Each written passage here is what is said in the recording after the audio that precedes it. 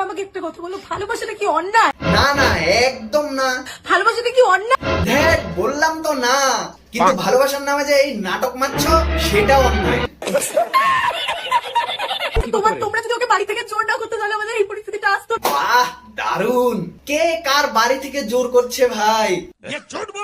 আমি কি করছি? আমি একটা বিয়ে করি, দুটো বিয়ে করি, তিনটে বিয়ে করি, আমার ব্যক্তিগত ব্যাপার। ব্যক্তিগত ব্যাপারটাকে পাবলিকলি করছো কেন? ব্যক্তিগত ভাবে রাখো। ঠিক বলেছো। নাকি পাবলিকলি ভিউর খেলা খেলছো? প্রত্যেক বছর একটা করে বিয়ে করার খুরকুরানি না? তোরে পয়দা করছে কেটা? কৃষ্ণনগরে এসে এত কম দামে এত সুন্দর খাবার খেয়ে আমরা তো পাগল হয়ে গেছিলাম। এ মা বলো কি? খাবার খেয়ে যদি পাগল হয়ে যেতে হয় তাহলে এই খাওয়া না খাওয়াই ভালো। বাত তো সহি। আজ আমরা গিয়েছিলাম কৃষ্ণনগরের সেন্টারাম মলে ঢুকে একদম বাদিকের ক্যাফেতে। আচ্ছা আচ্ছা, খাবার খেতে যেমন সুন্দর তেমন দামও কম। কিন্তু খেলে মানুষ পাগল হয়ে যায়, ভুলেও আপনারা ওই